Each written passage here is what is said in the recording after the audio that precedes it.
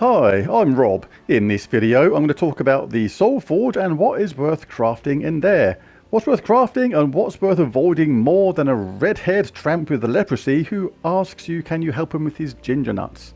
Yes, worth avoiding that much. First things first though, I always recommend we pop into the shop and take a look at the weekly glory event. This is Eldritch Minion, so let's take a look at this, and I'm giving my first impression score out of 10 on these every week from now on. Eldritch Minion converts all brown gems to purple, and if an enemy is cursed, gain half my mana back. So definitely worth trying to get them cursed. Getting half the mana back is a pretty cool part of the spell. Uses red and blue. The first trait, that is very good. Inflict curse when dealing skull damage. That goes in conjunction with his spell, so that's pretty cool. So you can hit with skull damage first and then cast this, and you'll automatically get half the mana back. So that's a pretty nice part of that spell. The cursed, all enemies lose 2 random skill points. And the last one, empowered. Excellent. Start battles with full mana. So another troop that starts empowered and converts gems. This is another one that converts purple. There are 3 others. Graveseer converts green to purple. Herald of Damnation converts blue to purple, and Lamash 2 converts yellow to purple. So now we have a troop that starts empowered as well and converts brown to purple. So this is going to create a whole load of new possibilities on Guild Wars attack and defense days. So this is a really viable troop. Really good indeed. I like it a lot. You're going to see it a lot more. You see it a lot in Guild Wars now. And I'm going to give it a very solid 8 out of 10 as my first impression. This is going to be a good one. Always grab these up to Mythic level if you can. The reason is it gives you another troop to take to level 20, which is going to help your power levels on your kingdoms. So if you've got the glory, 6,400 to take it up to Mythic level. And there's other bonuses as well. You get arcane, blood, trait stones, glory keys, normal keys, gold. Totally worth doing. Also worth picking up if you can is Spoils of War. These cost glory, and you can get a maximum of 10. But you get event keys, which is one of the main parts of this. The reasons why that is cool is there's a new troop out right now, a new legendary troop, and is only available with event keys this week. It will appear in chests later on, but for this week only, you can only get it with event keys, so totally worth doing. Right, onto the Soulforge itself. Let's take a look at the weapons first. I'm not going to go over the ones that are here all the time, just the new ones. And the first one is Staff of Otherworlds. Deals damage, which is affected by your magic, to an enemy boosted by Karakoth allies. Then create a mix of 6 purple and brown gems for each Karakoth ally. So these are really situational, these weapons. First of all, you obviously need a full team of Karakoth allies to make this as effective as possible. And then because this weapon uses red and yellow, and that is not the colours it creates, you need those Karakoth allies to be using purple and brown, at least 1 or 2 at least, as a minimum, to make this a worthwhile weapon. If you don't meet those requirements, it's barely worth using, but in that case it may be more completionist. Next ones, I'm going to go over these later in a different video. Tome of Karakoth. Remove all purple gems with no effect, and deal damage affected by your magic level to an enemy, boosted by gems removed.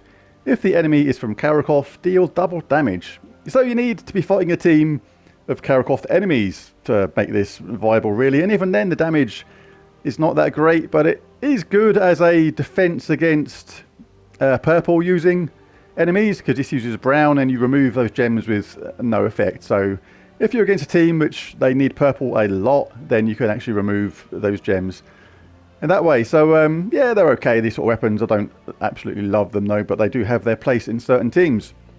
Infernal Vulge. Deals damage affected by your magic level to an enemy, boosted by Daemon allies. Then create a mix of 6 red and purple gems for each Daemon ally. So similar to the other weapon, this weapon you need blue and brown, and it creates red and purple. So we need a team of Daemon allies with at least 1 or 2 of them using red and purple mana colours to make any benefit from this whatsoever. But again, these are extremely situational, these kind of weapons. Grasping Grimoire. Deals another one. Deal damage to an enemy boosted by Mystic allies this time. Then create a mix of 6 yellow and purple gems for each Mystic ally.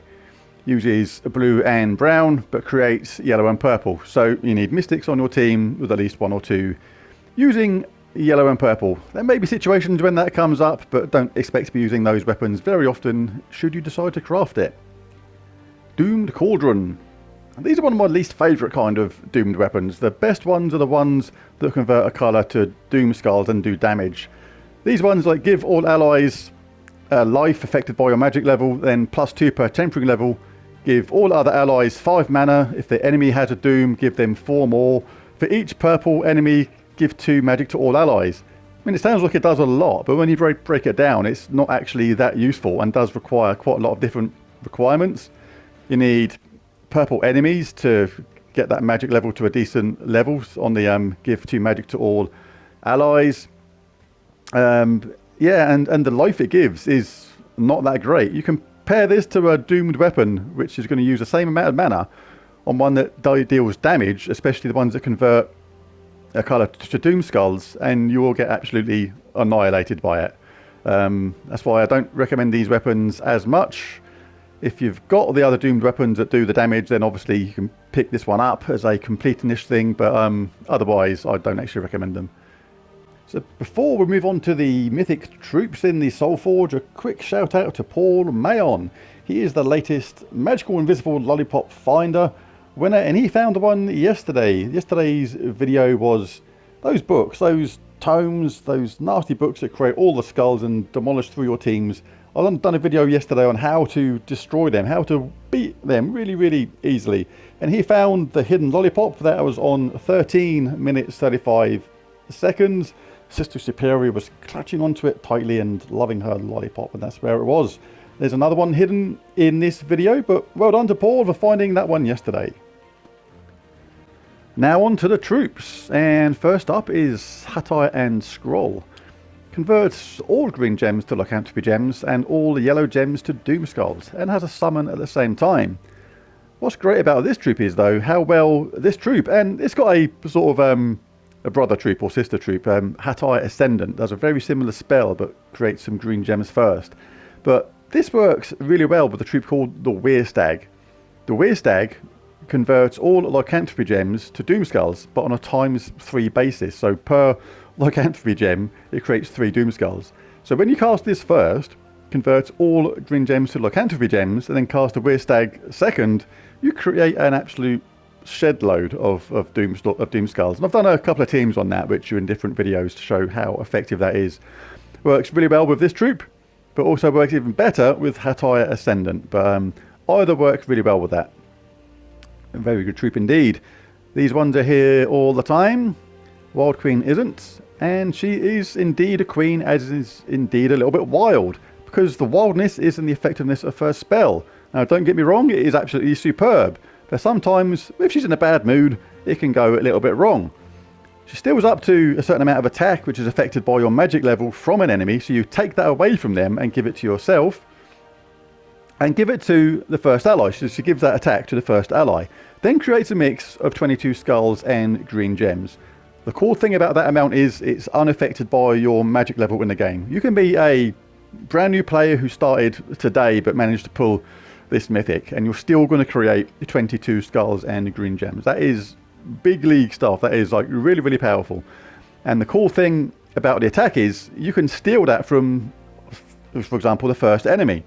So if, for example, when she casts that spell and somehow that big mix of skulls and green misses, and by misses I mean you don't get any alignment anywhere, and you effectively set up the opponent, you've reduced their attack. So basically the revenge you get back regarding skull hits and things like that is not going to be anywhere near as severe as it was as if you didn't steal that attack in the first place. The recommended way of using her for me is basically with an entangling troop. Always handy if you can to have the first troop entangled when you use her at the same time. That way if you do cast her and she misses with that spell, then you're not going to get any major retaliation via skulls. But when she's on form, and that just works, and it does work better with a green storm or something like that, then she can be absolutely majorly effective and is an absolutely fantastic troop. And for me, one of the top 3 troops in the game. So, love the Wild Queen. Really good when she's on form. Zathanos is here all the time. Ketras the Bull is not, though. Deals damage affected by your magic. Splash damage, that is, to an enemy boosted by my attack, life and armor. So because it's splash damage, you want to be casting this on the second or third opponent to make sure you get the full effect of that. If you cast it on the first opponent or the last opponent, you're going to be missing some of that splash damage, which you don't want. So it doesn't look like it's that great at first, but it is. The boost ratio is 2 to 1. That can be a serious amount of damage sometimes, but not just on its own. When you throw this thing in with a team with a couple of ferocities, and there's an easy way to do that, I can show that in a different video, then Ketras the Bull can deal really devastating damage, because those stats at the beginning can go up and up and up in a team with a couple of ferocities in them, which is all bulls. So he's really good, can do a lot of damage, and the traits are just sort of so-so. But overall, as a damage dealing troop, but not so much on his own, in with a team of other ferocities and say Rage Weaver, something like that, this can be absolutely a very devastating spell indeed. Unlike Plague, oh my god, Plague, you're in the pile with Fallen Valdis and bloody Shade of Zorn and idiots like that. Eliminate 32 points in my case. It's affected by your magic level. Off a random skill from all enemies. Poison and disease them. That's it. Off a random skill. That could be off of armor. 30 points. 32 points. What? Oh, sorry. This is absolutely rubbish. Not quite sure what the benefit of this thing is. It's got to be the lowest, one of the lowest tiers for me. This is like fighting with Fallen Valdis and Shade of Zorn. Definitely for the most rubbish mythics. So totally not worth crafting. Avoid this like the plague. Quite literally, as I think I said at the beginning. It's like literally it. Avoid it like a plague. Deals double skull damage versus diseased enemies. So that does work with its traits, but this thing would need to be in first place for that to work. Obviously. Impervious is handy, but enemies lose 3 skill points on 4 or 5 gem matches. It's just not very good. It's all... No, it's just unfortunately really bad. Don't get that. It's crap. Right. Darksmith the Drenzer is only there because I have the Soulforge on level 20, and now we move on to the legendaries. First one up is Wonderous. Drains 7 mana from all enemies and inflicts Fairy Fire and burn them. Then has a summon as well, which summons 1 to 3 nightmares. So just thinking about that spell, like Fairy Fire, I really like. It gives 50% extra damage from incoming spells and is an underused thing in Gems of War. I really like Fairy Fire. It can make a huge difference to the damage output to a team, and I just like it. But as wild magic as well, a 25% chance to create a ×2 wild card when matching 4 or more gems, which is pretty cool. And apart from that, the traits are nothing fantastic. Psychic Affliction is okay. Eliminate 1 magic from all enemies when an ally casts a spell can be handy, especially if you get it in a bit of a looping team, then you are going to start reducing the magic from the other team quite quickly. But I never recommend crafting legendaries. They're going to turn up in chests far more often than mythics do, so it's far better to wait for them and get them that way. Garuda, our next, the legendary, summons a firestorm which is red and then deals damage to all enemies, then gain 1 magic boosted by red gems. Popular a little while ago, but not so much seen anymore. It's just an okay legendary, you don't really see it much anymore. Allied Strix gain 5 life and attack, immunity to burning and fairy fire, and deal double skull damage versus Naga is a average set of traits, but yeah, not that great anymore. Scion, still see him turning up in teams now and again. Deals true damage, which is pretty decent, then drain 7 mana from all enemies. So that's quite handy. It can be annoying when he starts draining the mana from people, so he's good in that way. And does gain a bonus purple. He's immune to silence, which is handy, and steals any enemy mana when dealing skull damage, which is pretty good. So he's good in first place.